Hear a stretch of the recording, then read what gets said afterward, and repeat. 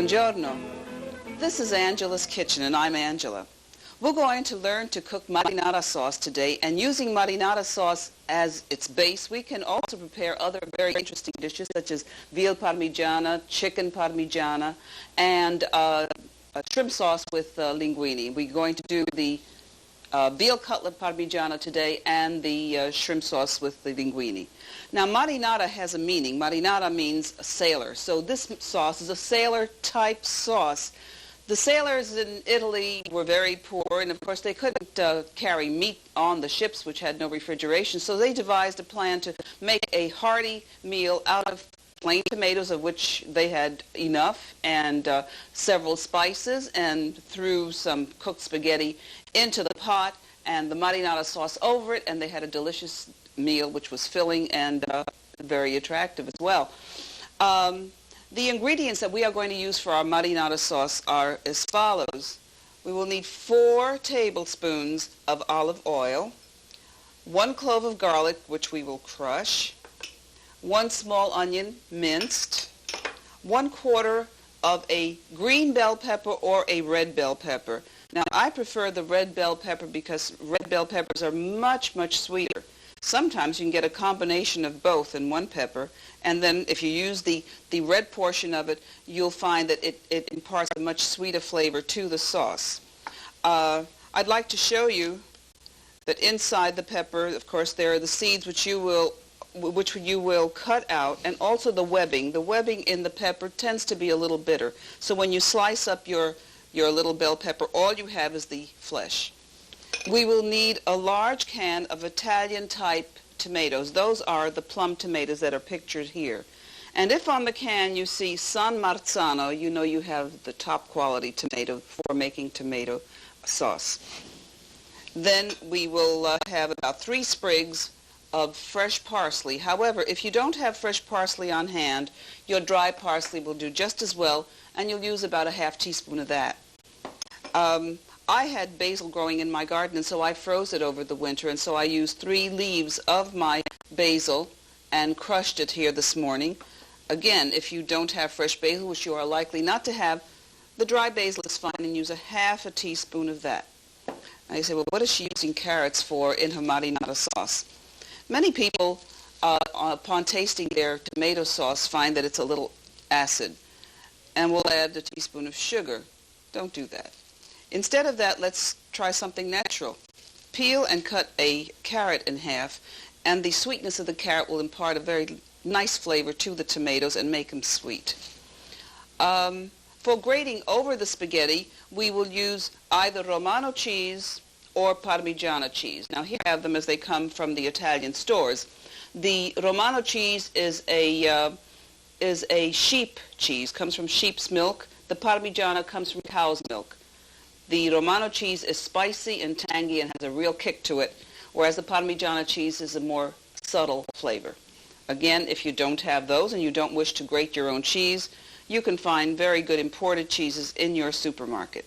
And you'll need about a half a cup of that. The only reason for that is that people will take at will however much cheese they prefer, and I like to give my family a choice. If you are using a cheese for grating, you'll need a cheese grater, and I'll just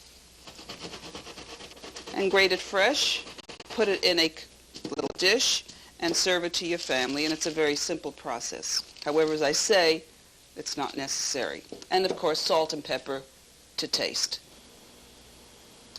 The first thing that we will need to do is to grind or chop our tomatoes. I want you to look at the tomato, plum tomato.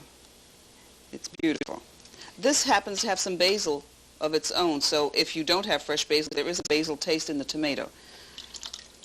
All right, we use the tomato and its juices, and what we do is simply use this vegetable pureer, and you can get these in any big department store. This happens to be one from France, but they have those that are made in the United States, and they cost about $10 to $12. And here is your tomato ready to be cooked, beautifully pureed. Set this aside now. And I like to use wax paper when I'm using different ingredients simply because I feel that it's cleaner. Here we have our onion that is diced. Slice your onion into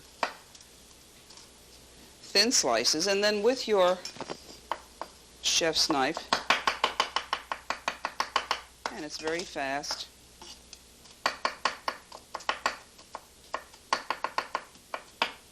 and I will just add this to the rest of my onion. This is just one small onion, and just look how much it is, but of course once it starts cooking it'll cook down. And here we have 1 clove of garlic, which I have peeled and cleaned, and what we do here is just mash it.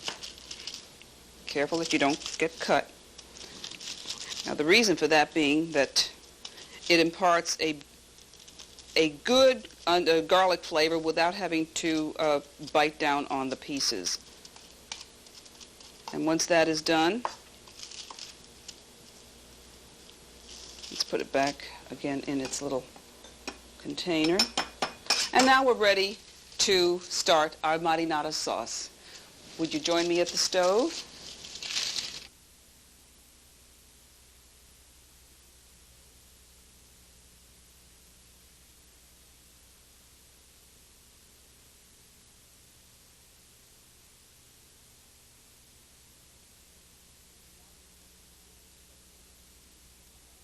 Okay, now that we know the ingredients that we're going to be using to make our marinara sauce, we have a pan here that I especially like because it has iron inside with a porcelain cast on the outside, which makes it very clean and also rather attractive, but it's a very heavy pan, and the heat will be evenly dispersed so that we won't have any hot spots and we won't have burning at the base of the pan.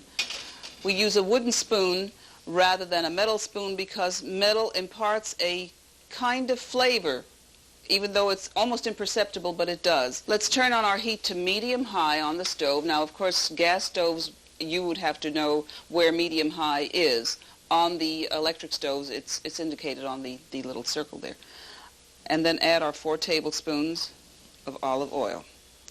Okay, now, when the oil starts dancing or moving in the pan, that will show us that the oil is hot enough for us to add the onion and the pepper. So, all right, we're beginning to smell the aroma of the oil, and this will tell you that the oil is getting hot. As a matter of fact, it's beginning to move in the pan like little waves. At this point, we'll add our onion and our pepper. You hear that? The oil is nice and hot.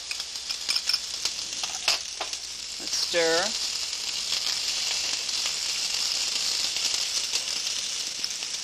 Add our pepper.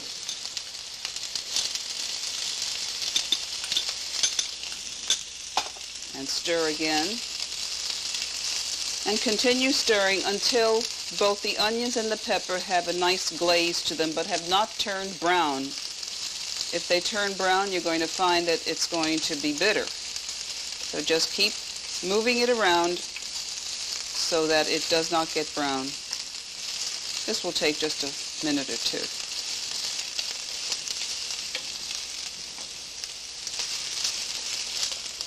All right, the onions are now glazed, as are the peppers. And at this point, we add the garlic.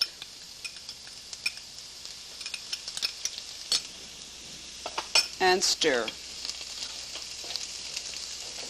And immediately add your tomato.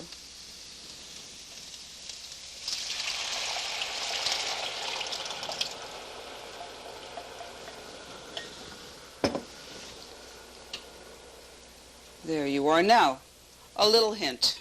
If you're using the dry parsley and the dry basil, add it in at this point. Since I'm using fresh parsley and fresh basil, that will not be put in until the very end. The reason for putting in your dry parsley and basil at this point is that since it's dry, it needs to be reconstituted and to release its flavors. When this starts to boil, we will time it for 25 minutes. Okay, I'm now going to add the carrot, which again is sweet in and of its own, and sugar will not be used ever. We'll put that in. and just let it cook along with the sauce. Now, if you notice, the sauce is bubbling a little too rapidly, and it would become too condensed. So what we do is change the heat level to medium so that it'll simmer slowly. It's going to take about 25 minutes for this to be ready. Marinara sauce is very fast. At this time, I'd like to give you a hint. Rather than making just one portion, since you're going to be making the sauce anyway, make a double portion and then put them in mason jars that are used for freezing. And these are 1 pint each, which is exactly what you will get from a one recipe. Put them in your freezer. And so I have taken them out and defrosted them so that when we make our other 2 dishes, the shrimp with linguine sauce and marinara, as well as the veal cutlet parmigiana, I have all the tomato that I need and I don't need to make another marinara recipe. The sauce is now simmering gently, and while that is cooking, we're going to put water in our spaghetti pot.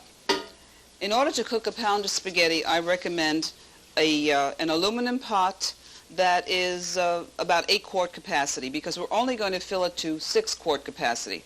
Because what happens when you put your spaghetti into the water, it will kind of bubble up to the top if the pan is too small, and you can't really have too much water for your spaghetti. Another thing is we do not use hot water. We always use cold water. The reason for that being that hot water has a taste of its own from the tank, and don't ever use it. So what we do, we're going to fill it with cold water just to about the level of the little nail heads here. There you are. The pot is now filled, and as you can see, the level is about 2 inches down below the rim of the pot. Put the pot on the stove on high, and we're going to cover it so that the heat will accumulate faster and the water will boil faster. That should take about 10 minutes. Our sauce is now ready. Let's turn off the buzzer, turn off the heat, and if you see, it's gotten nice and thick and it kind of sticks to the spoon. At this point, I'm going to add 1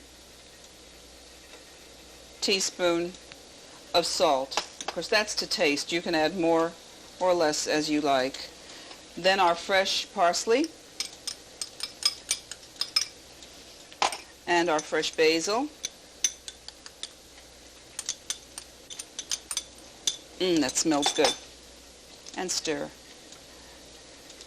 And there is your sauce, ready to be poured over the spaghetti.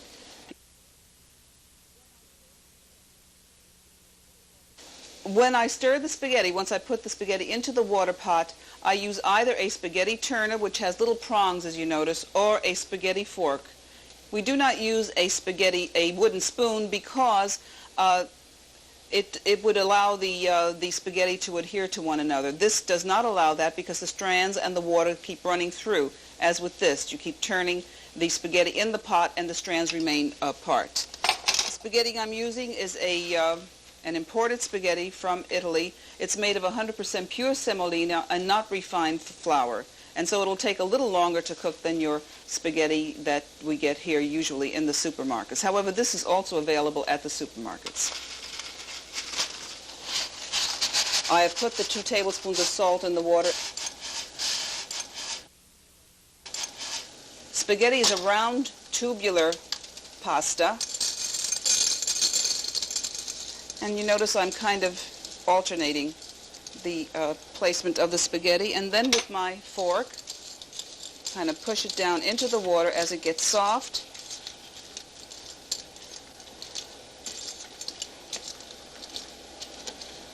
And you see my tongs of the fork go through the spaghetti so that they do not stick. We do not add oil to the water. That is not necessary when you are stirring your spaghetti this way. The idea is to make the water reboil,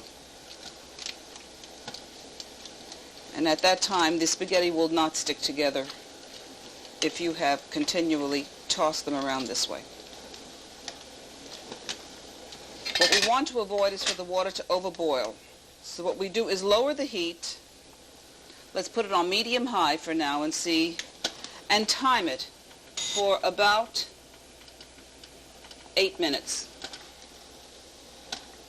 The water should always remain at a rolling boil, but don't allow the heat to accumulate so that it boils over.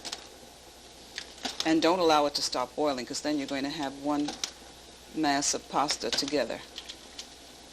But you see, they remain apart.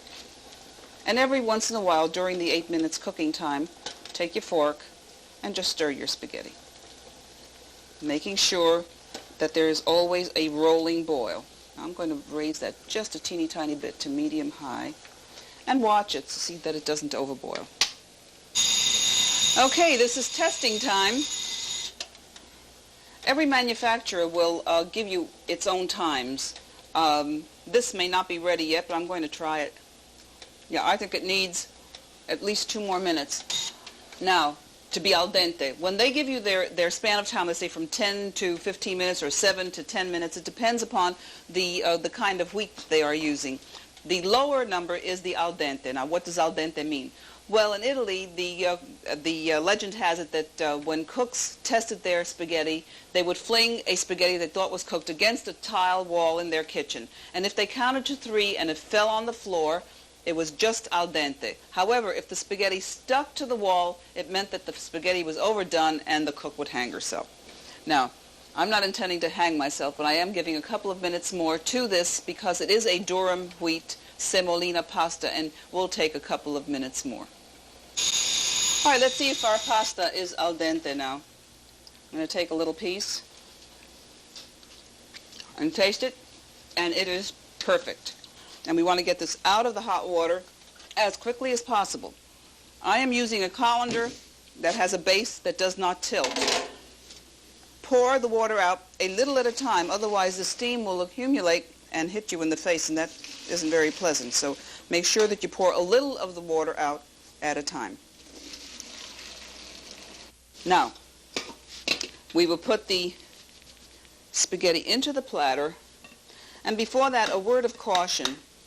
Some of us might not have a colander of this type and might decide to use a strainer. This is very dangerous because you are working with one hand here and trying to pour the spaghetti with the other hand. First of all, you might get scalded. Secondly, you'll lose the spaghetti down your drain. This is another variety which is also good to use. It has a base with the individual legs.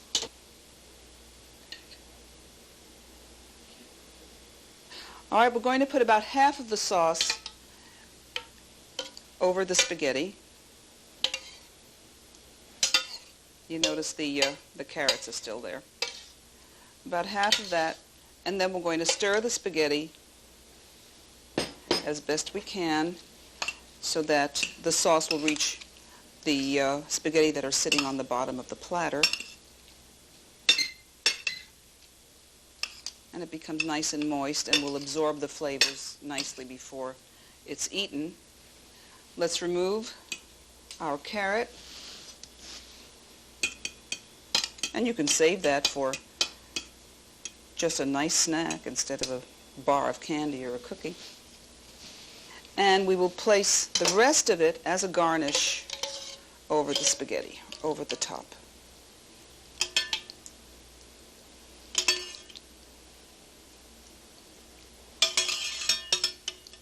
And call the family quickly. It should be eaten immediately. But don't worry, if it does dry out a little bit, the 2 tablespoons of water, spaghetti water, will reconstitute it nicely. And there you are. Buon appetito.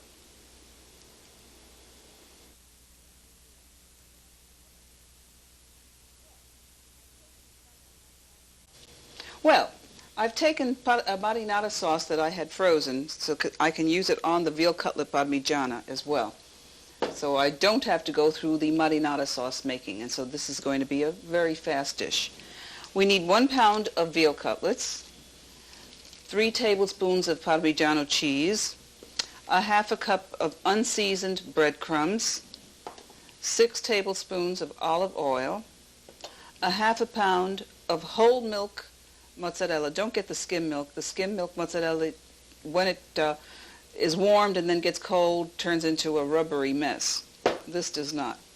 2 eggs, which we will beat, salt to taste, and then parsley and lemon for garnish. Now let's start with the veal.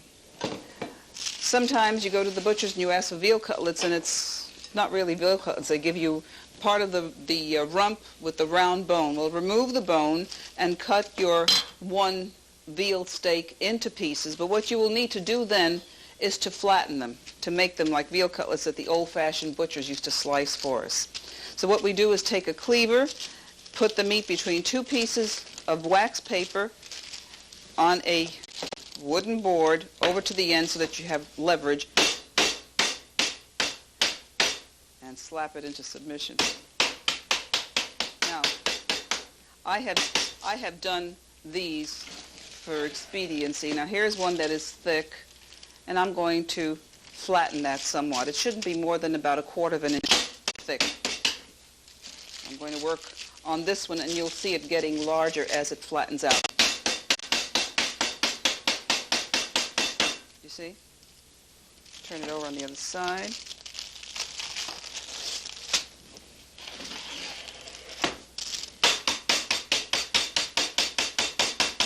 And what we have is what a veal cutlet should look like. It was about 1/2 inch, maybe a little less than 1/2 inch thick, but now you see it's a lovely cutlet. All right, then we take the unseasoned breadcrumbs and the 3 tablespoons of Parmigiano and mix them. I've mixed 1 cup of plain breadcrumbs with 3 tablespoons of Parmigiano cheese and set this aside for now. Then I take my eggs and whip them.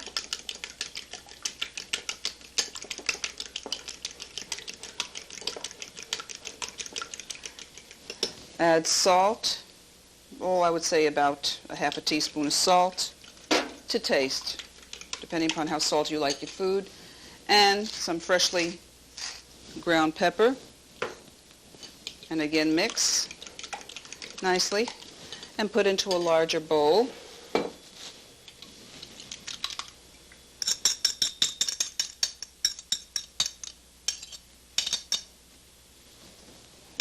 So here we have the batter for our veal cutlets. All right, now we're going to dip each cutlet first into the egg and salt and pepper mixture, and then into the cheese and bread mixture, and set them aside. First into the egg, both sides, then into the cheese and egg mixture. Now these are fresh breadcrumbs that I made myself this morning in the blender, and then I put them in the oven for about 10 minutes to really get dry. Don't use the seasoned ones. It just doesn't go with the veal parmigiana. Do the same thing with each piece.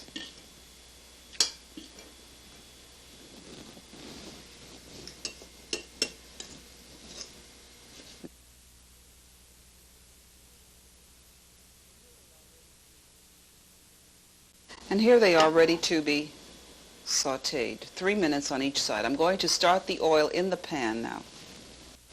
I've measured 6 tablespoons of oil, and I'm going to put it into my frying pan. Again, I'm using the same type, which I really like.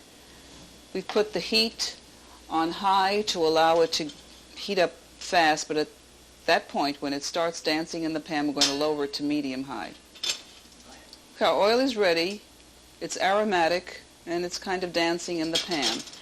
At this point, we take our cutlets and place them in the pan until they are golden brown on each side, and that'll take about 2 or 3 minutes on each side, depending upon the thickness of the cutlet.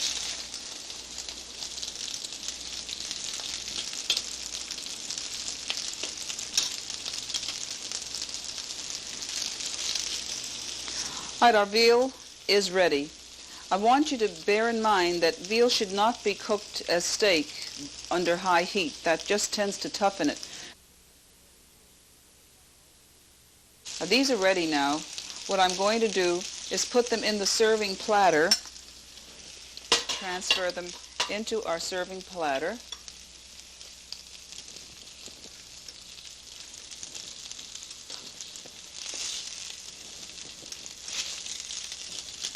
Let's move over to our cutting board.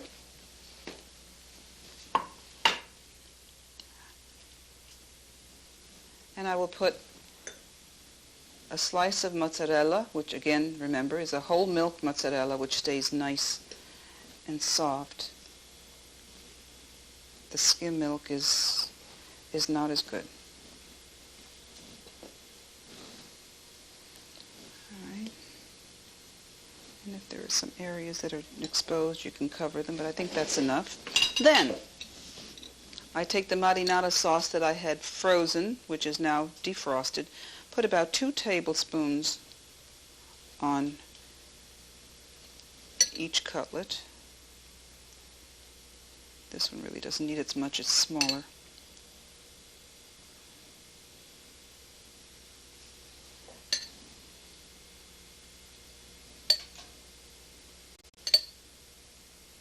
There you go.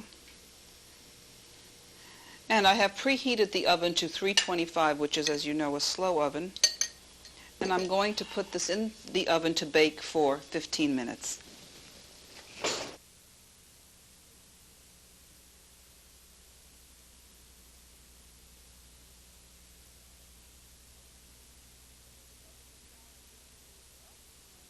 The buzzer has sounded, 15 minutes are up, and our veal parmigiana is ready. It should be slightly golden brown on the top. Again, we will garnish with parsley because eye appeal is as important as the taste, believe it. If it's not slightly brown, what you might do for the last minute is turn your oven on to broil and just let it golden brown on top. There you are.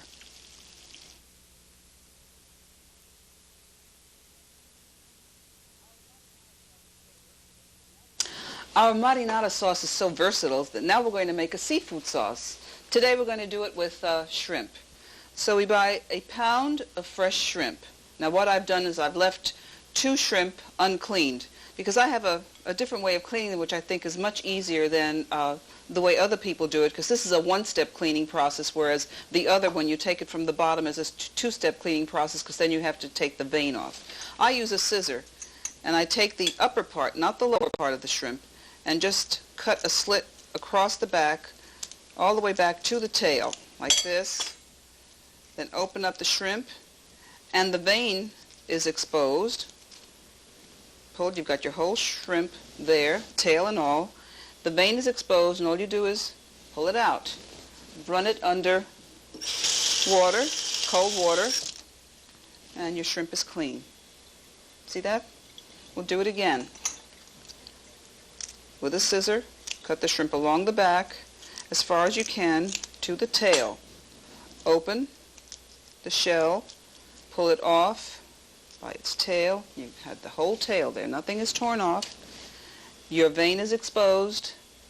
Pull it out, and then put your shrimp under cold water, and you have a beautifully clean shrimp. See? And here we are. There's your shrimp. We'll need 3 tablespoons of olive oil to saute the shrimp, 1/4 teaspoon of thyme, 2 cloves of garlic, which I have minced this time, and parsley for garnish. The pasta that we're using this time is not spaghetti, but it's called linguine di pasta, which means sparrow's tongues, and they are long noodles, but they are flat. The reason we use the flat noodle when we are doing a seafood sauce is that it allows the flavors of the seafood sauce to really permeate the noodle, and it gives it a nicer flavor. Believe it or not, it really does.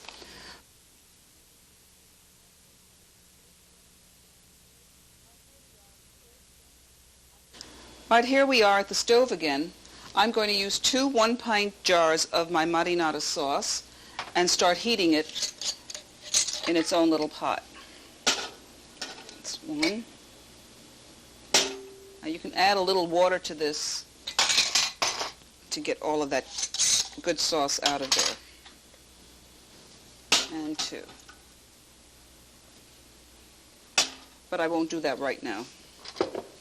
Next, we turn the heat on to high, and we do the same thing for the pan here, in which I'm going to place 3 tablespoons of olive oil.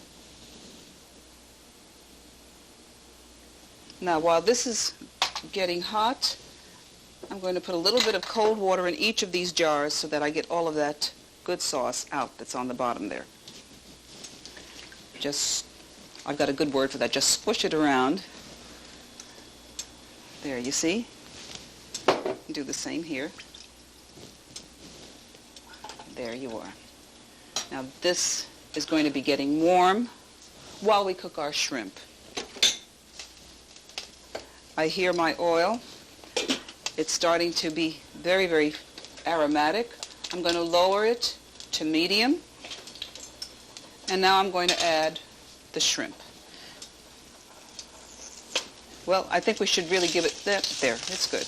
Okay.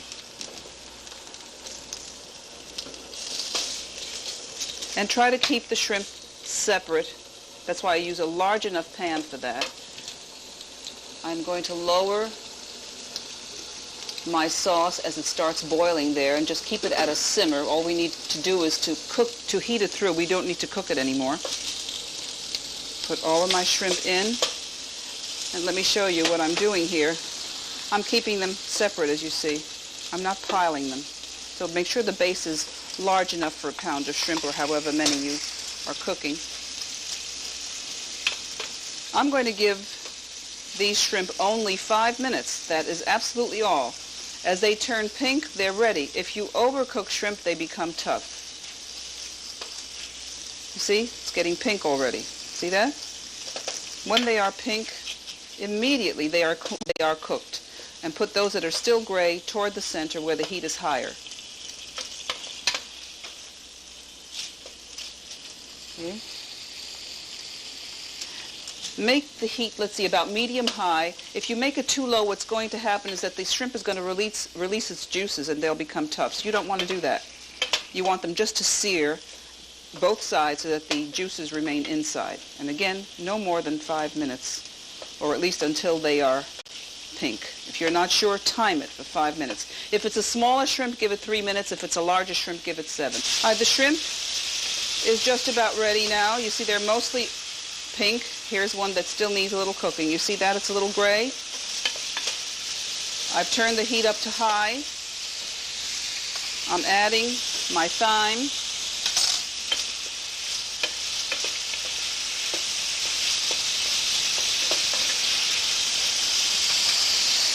I'm adding my garlic. You do not want the garlic browned. You just want it warmed through.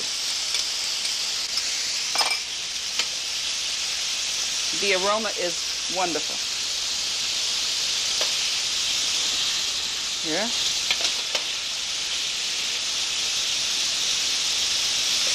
All right, now these shrimp are ready.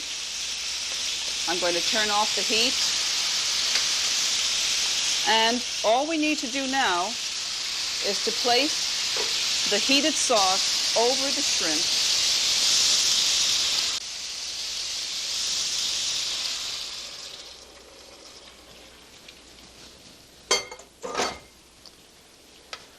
And just let it bubble through. Put it on high. Let it come to a boil. And your marinara shrimp sauce will be ready just as soon as this comes to a boil. All right, what I have done is poured the sauce over the shrimp that is now ready. Have the sauce come to a second boil. And as soon as it does that, now watch. See the bubbles? Can you see the bubbles? All right, it's ready. Turn it off, and our shrimp marinara is ready to be poured over linguine.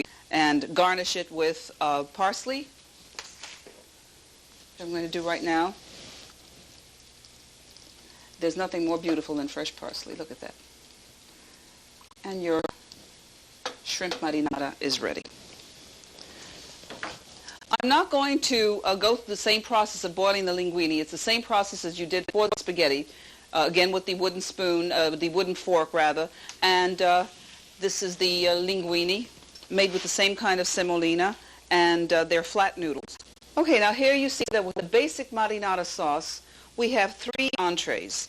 We have the spaghetti with marinara sauce, we have the veal parmigiana, and we have the seafood sauce, which this time we made with shrimp. You could use lobster, you could use crab, you could use clams, and you can use mussels. In future tapes, we will be discussing that. And again, the linguine with your seafood sauce. Allora, buon appetito, alla prossima volta. See you next time in future tapes. Good having you with us.